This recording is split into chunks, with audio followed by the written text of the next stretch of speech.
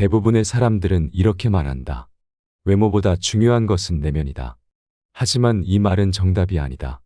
인생을 살아가는 데 있어서는 외모가 중요하고 내면도 당연히 중요하다. 도덕적인 문제와 관련해서는 사람들의 말을 크게 신뢰할 수 없다. 모든 사람들은 교통신호를 잘 지켜야 한다고 알고 있으며 그렇게 말하지만 일상생활에서는 그렇게 하지 않는 사람들이 교통신호를 잘 지키는 사람보다 훨씬 더 많기 때문이다. 이것이 바로 말과 행동의 이중성이다. 이러한 이중성이 나타나는 것 중에 하나가 외모는 별로 중요한 게 아니며 마음이 더 중요하다는 말일 것이다. 말은 그렇게 하면서도 말하는 자신들조차 외모를 보게 된다. 외모는 아주 오래전부터 중요하게 여겨졌기에 중국 당나라의 관리 선발 기준이었고 조선시대의 인재판별 기준이라고 하는 신원서판에서도 외모가 첫째 조건이었다고 한다. 현대 정신의학에 와서는 사람을 한 가지 면으로 판단하면 정신이 미성숙한 사람으로 본다. 그러나 안타깝게도 우리가 사는 세상은 사람을 외모로 판단하고 있는 정신이 미성숙한 사람들로 가득 차 있음을 명심하라. 바비 인형처럼 속이 텅 비어 있는 사람일지라도 예쁜 외모를 가지고 있으면 뜨고 가상의 인터넷 캐릭터 아바타를 치장하느라 정신없이 바쁜 것이 세상이다. 만일 내가 사람들과 만날 일이 없고 다른 사람들에게 굳이 잘 보이지 않아도 하나도 아쉬울 것 없는 사람이라면 외모 따위는 중요하지 않다고 말할 수 있을 것이다. 하지만 그런 것이 아니라면 반드시 외모에도 신경을 써라. 여러 인간관계와 관련한 책을 읽어보더라도 사람은 외모가 중요하다고 말하고 있다. 외모는 중요하지 않다고 말하는 인간관계를 주제로 한 책들은 존재하지 않는다. 사람들과 계속해서 만나고 부대끼며 살아가야 하는 이 세상에서 살고 있는 한 자기 자신의 외모를 가꾸는 게 좋다. 외모를 가꾸는 것은 당신들이 생각하는 것보다 어렵지 않다. 머리를 손질하고 의상을 단정히 하고 말투를 바꾸는 것만으로도 사람은 놀랍도록 변할 수 있다. 이때 중요한 것은 부티를 내지 말고 귀티가 나도록 해야 한다. 졸부처럼 돈과 명품이라는 상표만 걸치지 않도록 해야 하며 귀티가 흐르는 세련됨을 갖추며 외모를 가꾸는 방법이 있다. 가장 먼저 깔끔하게 가꿔라. 반듯하지 않고 꾸깃한 옷차림에 냄새나는 옷차림, 뒷굽을 구겨 신고 지저분한 신발은 당연히 고급스러워 보이지 않고 아무리 값비싼 것들을 걸쳤어도 싸구려로 보이게 만든다. 그리 비싸지 않은 저렴한 물건을 걸치더라도 깔끔하게만 가꾼다면 훨씬 호감 가는 인상이 될 수 있다. 부드럽고 온화한 표정을 지어라. 이목구비의 생김새보다 더 중요한 것이 바로 표정이다. 항상 부드럽게 웃으면서 살짝살짝 변하는 표정 변화는 그 사람을 여유가 있는 사람이라는 인상을 줄 수 있다. 몸매보단 바른 자세에 신경 써라. 항상 구부정한 등이나 어정쩡한 자세에서 허리만 반듯하게 펴도 사람이 달라 보인다. 여기에 건강한 식단과 운동으로 관리까지 하면 사람이 멋있어 보이고 실제로 자신감도 올라간다. 유행보다는 나에게 어울리는 옷을 입어라. 내 체형에 잘 어울리는 스타일이 무엇인지 아는 것이 무엇보다 중요하다. 나와 체형이 비슷한 분위기의 연예인들이 어떻게 스타일링을 하는지 눈여겨보는 것도 도움이 된다. 옷을 꼭 많이 사지 않아도 매장에 가서 많이 입어만 보더라도 나에게 어울리는 스타일의 옷을 찾을 수 있다. 고급스럽고 세련돼 보이려면 옷의 소재를 체크하고 원색보다는 부드러운 색감의 옷을 선택하는 것이 더 좋다. 외모가 주는 이점은 남들보다 앞선 출발선에 설 수 있다는 것이다. 예쁘고 멋지게 꾸미고 나간 날은 사람들이 유난히 친절하다고 느껴지는 경우가 많으며 나의 마음가짐 또한 달라진다.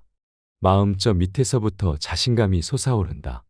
반면 너무 후줄근하게 입고 외출했을 때는 사람들을 최대한 안 마주치게 아래를 보며 걷게 되고 얼른 집에 오고 싶다는 마음마저 든다. 외모가 출발선을 조금 앞에 두도록 도움을 주는 것이라면 롱런하고 질주하게 만들어주는 것은 내면이다. 외모만을 믿고 내면을 가꾸지 않으면 생명이 길 수 없다. 그렇기에 외모를 통해 출발선을 앞당기며 그 후에 갈고 닦은 내면의 아름다움을 발휘하면 더욱 좋을 것이다. 누군가는 옷을 잘 입는다고 다 부자가 되는 걸까 하는 의심을 가질 것이다. 워싱턴 대학교 심리연구팀에 의하면 적게는 10배에서 많게는 100배 이상의 차이가 난다고 밝혔다. 또한 현대 인상학자들의 견해에 따르면 옷을 잘 입는 사람의 경우에는 누구에게나 쉽게 자신의 생각을 어필해 상대의 동의나 승낙을 얻어내게 된다. 생각해보라. 우리도 우아하고 기품 있는 사람들이 정중한 태도로 부탁을 하면 더 잘 들어주게 되니 말이다. 길을 걸어가던 도중 낯선 사람이 당신의 곁으로 다가오려 할 때 만약 그 사람이 아주 멋지게 차려입었다면 특별히 경계하지는 않을 것이다. 하지만 왠지 모르게 거부감이 느껴지는 옷차림을 하고 있다면 생존 본능에 의해서 틀림없이 도망을 치거나 피하거나 일정한 거리를 두려고 할 것이다. 만약 그 사람이 말을 걸어오려고 하면 그 말이 시작되기도 전에 피하고 싶을 것이다. 지금부터 말하는 5가지 옷차림에 유의해라. 옷차림을 주의하지 않으면 운을 막아 불행을 부를 수 있다. 첫째, 늘어진 옷이나 색이 바랜 옷은 절대로 입지 마라. 옷이 늘어났다는 것은 그것은 이미 옷의 수명이 다했다는 증거이고 색이 바랬다는 것 역시 마찬가지다. 버려야 할 옷임에도 굳이 꾸역꾸역 입고 다니지 마라. 옷을 걸어둘 때는 절대 세탁소에서 주는 철제 옷걸이를 사용하지 마라. 철제 옷걸이에 걸어둔 티셔츠나 얇은 옷은 잘 늘어나기 때문에 버려지기 쉽다. 늘어난 옷을 입고 다니는 사람들은 어디를 가서든 친절이나 호의를 받기가 어렵다. 늘 자신이 가진 능력에 비해 타인으로부터 과소평가를 받게 될 것이다. 두 번째, 구겨진 정장이나 외투는 절대 입지 마라. 정장이나 외투가 구겨져 있다는 것은 아주 게으른 사람이라는 인상을 풍긴다. 실제는 그 사람이 그렇지 않은 사람일지라도 처음 본 사람은 그렇게 판단할 가능성이 아주 높다. 현대 인상학자들 역시 구겨진 정장이나 외투를 입는 사람들은 일정한 형식이나 절차 없이 편한 대로 살아가며 타인에게 절대 호감을 얻을 수 없다고 말한다. 옛날 우리 조상들께서도 의복 손질만큼은 늘 정갈하게 하셨으며 옷차림이 하나도 삐뚤어지지 않아야 한다고 말했다. 당신의 생각과 행동이 바르다는 것을 타인에게 보여주는 첫인상을 결정하는 것이 바로 당신의 옷차림이다. 세 번째, 낡은 운동화나 구두는 절대 신지 마라. 풍수학에서는 인간의 운을 막는 최고의 요소가 바로 낡고 지저분한 신발이라고 말한다. 낡고 더러운 운동화나 구두를 신고 다니는 것은 행동과 생각에 조심성이 없다는 방증이다. 한마디로 말해 자신이 편한 대로 하고 싶은 대로 하고 살아가는 사람이라는 인상을 풍긴다는 것이다. 낡은 신발을 신고 다니는 사람은 걸음을 내딛어도 될 곳과 가지 말아야 할 곳을 구분하지 못할 것이고 이것은 자신도 모르게 자신의 무의식 속에 새겨지게 된다. 이 무의식은 그 사람이 가진 생각이나 행동을 그렇게 하도록 만들 것이고 나중에는 자신이 하고 싶은 말이면 다 뱉어버리는 제멋대로 행동하는 사람이 될 수 있다. 이것은 우리가 그러한 사람들과 가까이 하고 싶어 하지 않도록 만들 것이기에 그 사람에게는 좋은 운과 기회가 오기가 어려울 것이고 이에 따라 인생의 번영이 만들어지는 일 역시 어려울 것이다. 네 번째, 허전한 손목이나 목은 당신을 불행하게 만든다. 옷차림에도 포인트를 주어야 할 것이 있다. 목걸이에도 펜던트라는 포인트가 있어야 하며 반지에도 포인트가 있어야 하며 옷에도 포인트가 있는 것이 좋다. 사실 이런 물건뿐만 아니라 말이나 행동 등 인간이 살아가는 모든 부분에서 사람이라면 포인트가 있어야 한다.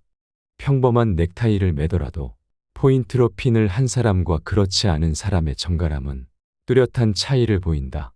똑같은 옷을 입었더라도 누군가에게 눈길이 더 간다면 그것은 포인트가 있느냐 없느냐의 차이일 것이다. 그것은 완전히 다른 고급스러움을 풍기도록 만든다. 그렇기에 남자든 여자든 상관없이 가능하면 손에는 손목시계나 반지 중 하나라도 하는 게 좋다. 여성의 경우라면 목에도 목걸이를 착용하는 것이 좋다. 하지만 너무 욕심을 부려 무엇이든 과하게 하면 오히려 오려던 운도 막을 수 있으니 어느 정도 덜어내고 깔끔하고 정갈하게 하는 것이 좋다. 즉 과하지 않게 적당히 최소한의 포인트만 주는 것이 더 좋다는 것이다. 또한 검은색 옷을 입을 때는 밝은색 옷을 함께 입어주어 색을 중화시켜 주어라. 아마도 편하고 부담이 없다는 이유 등으로 검은색 옷을 위아래로 맞춰 입는 사람이 많을 것이다. 하지만 검은색 옷을 입을 때는 반드시 그 안에 입은 옷의 색깔이 완전히 달라야 한다. 검은색은 휴식과 마침을 의미하며 죽음과 멈춤을 뜻하기 때문이다. 놀라운 것은 과학적으로도 검은색 옷을 매일 입으면 기분이나 건강 상태에 큰 영향을 끼친다고 한다. 이것은 검은색이 주는 파장 때문이다. 색에는 심리를 좌우하는 색채적인 파장이 있다. 마치 흐린 날이나 비 오는 날에도 밝은색 옷을 입으면 기분이 한결 좋아지는 것처럼 검은색 옷을 즐겨 입는 사람들은 쉽게 우울해지고 상대적으로 소심해지기 때문에 타인에 비해 불행함을 느끼는 경우가 많다. 심리학에서도 단체로 검은색 옷을 입는 경우에 기분이 가라앉고 무기력해지며 매사에 의욕이 상실되고 속도 더부룩해지고 머리나 배도 아프고 침체된 것 같은 깊은 수렁에 빠지는 것 같은 기분을 느끼게 된다고 한다. 따라서 검은색 옷을 입을 때는 반드시 밝은색 옷을 매칭해 색의 중화를 만들어 주어라. 살면서 10분 이상 고민하지 마라. 우리가 하는 걱정거리의 40%만 절대 일어나지 않을 사건들에 대한 것이고 30%는 이미 일어난 사건들, 22%는 사소한 사건들, 4%는 우리가 바꿀 수 없는 사건들에 대한 것들이다. 즉 96%의 걱정거리가 쓸데없는 것이다. 고민거리는 오직 두 가지로 나누어라. 내가 걱정해 해결할 수 있는 고민과 내가 아무리 걱정해도 결코 해결할 수 없는 고민이다. 내일 비가 오면 어떡하지? 그럼 우산을 준비하면 된다. 비를 멈추게 하는 것은 당신 능력의 한계를 벗어난다. 그것은 신의 영역이다. 신의 영역에 속하는 문제는 신에게 맡겨라. 그리고 오직 당신이 걱정해서 해결할 수 있는 문제들만 고민하고 해결책을 찾아라. 당신에게 어떤 고민이 있을 때 머리를 싸매고 며칠 누워 있으면서 걱정을 한다고 해서 문제가 해결되지 않는다. 어떤 문제에 직면했을 때 그 문제에 대해 우리가 생각할 수 있는 시간은 굳이 따지자면 10분도 채 안 된다. 무슨 걱정거리가 있건 그것을 종이에 적어보라. 틀림없이 서너 줄에 지나지 않을 것이다. 그 몇 줄도 안 되는 문제에 10분 안에 해답이 나오지 않는다면 그것은 당신의 능력으로 해결할 수 있는 문제가 아니라는 뜻이다. 그럼에도 불구하고 그 10분이라는 시간을 당신은 고무줄처럼 늘려가며 하루를 허비하고 한 달을 죽이며 결국에는 1년을 망쳐버린다. 어떤 문제들로 머리가 아프다고 하면서 말이다. 하지만 사실은 해결 방안이 무엇인지 이미 알고 있으면서도 행동으로 옮기는 것이 두려워서 주저하는 경우가 대부분이다. 10분 안에 해답이 나오지 않는다면 더 이상 시간을 질질 끌지 말고 걱정하지 마라. 고민이 많다고 해서 한숨 쉬지 마라. 고민은 당신의 영혼을 갉아먹는다. 문제의 핵심을 정확히 파악하고 해결책을 찾아 그래도 실행해보라. 그러나 해결책이 전혀 보이지 않으면 무시해라. 고민을 하나 안 하나 결과는 똑같다. 그러므로 고민은 10분 이상 하지 마라. 왜 문제가 풀리지 않지? 그것은 당신이 문제를 풀려고 하지 않기 때문이다. 문제를 풀려고 하면 문제는 절대로 풀리지 않는다. 문제를 풀려고 하지 말고 문제를 없애려고 하라. 외로움과 친구하라. 외로움은 그 어떤 목표이든 간에 목표를 달성한 사람이라면 누구나 반드시 수없이 겪었을 통과이래이다. 혼자서 노력하는 과정 중에 창밖에 비치는 찬란한 햇빛, 하얗게 쌓인 눈, 후두둑 떨어지는 소나기, 그런 것들을 배경으로 하여 시도 때도 없이 밀려드는 외로움과 보고 싶은 얼굴 등등이 스스로를 외롭게 하고 내가 도대체 꼭 이렇게까지 하며 살아야 하나 하는 회의감마저 불러일으킨다는 것을 나는 경험으로 알고 있다. 그래서 나는 장담한다. 만일 당신이 어떠한 목표를 향하여 정진하는 과정을 이미 시작하였거나 시작하려 한다면 이제 곧 문득 외로워질 것임을 안다. 그러므로 이제는 고독과 외로움을 친구로 삼아라. 당신이 외로움이나 고독과 친구를 삼고자 할 때 제일 방해가 되는 것은 놀랍게도 주변 친구들이다. 친구들은 당신의 옛날 생활들을 알기에 새삼스럽게 너답지 않게 왜 그러냐고 놀리며 발목을 붙잡고 늘어진다. 부자가 되려면 외로움을 이겨내야 한다. 친구는 당신에게 부자가 될 기회를 주지 않는다. 오히려 웃고 떠들며 이른바 정을 쌓으면서 부자가 될 시간만 빼앗는다. 그러므로 부자가 되려면 몇 년만이라도 만나지 말고 고독하게 지내라. 인생은 자전거와 같다. 뒷바퀴를 굴러가게 하는 것은 당신의 발이지만 앞바퀴를 돌려 방향을 잡는 것은 당신의 손과 눈이고 의지이며 정신이다. 당신의 발이 생활이라는 이름으로 당신을 움직일 수 있도록 돕지만 정작 당신의 손은 주머니 속에 깊이 박혀 있는지도 모른다. 정작 당신의 눈은 당신 앞에 놓여 있는 길을 바라보지 않고 옆에서 빠른 속도로 지나가는 오토바이들과 자동차만 부러운 마음으로 바라볼지도 모른다. 때문에 비록 열심히 페달을 밟고는 있지만 당신이 탄 자전거는 제자리를 맴돌 뿐이다. 그러니 그저 열심히 페달만 밟지 말고 반드시 방향을 잡아야 한다. 삶이 그대를 속인다면 분노하라. 자신의 삶에 스스로 노예가 되어 자신의 생활과 시간을 통제하지 못하는 사람은 인생의 주인이 되지 못한다. 비록 현재의 삶이 절망스럽고 고통스럽고 암흑에 쌓여 있는 것 같아 보인다면 분노하라. 분노를 느끼는 사람만이 닫힌 문을 세게 쾅쾅 두드릴 수 있다. 욕할 때는 화내지 마라. 아무 때나 욕을 해서는 안 되겠지만 욕을 할 수밖에 없는 상황이 펼쳐진다면 이것을 반드시 명심하라. 욕을 할 때도 원칙이 있다. 절대 흥분하지 마라.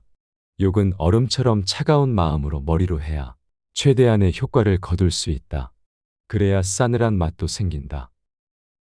오늘 들려드린 지혜의 말씀을 자주 되뇌이시고 마음에 새기시면 남은 인생을 더욱 건강하고 행복하게 살아가시는데 작은 도움이 되시리라 생각됩니다.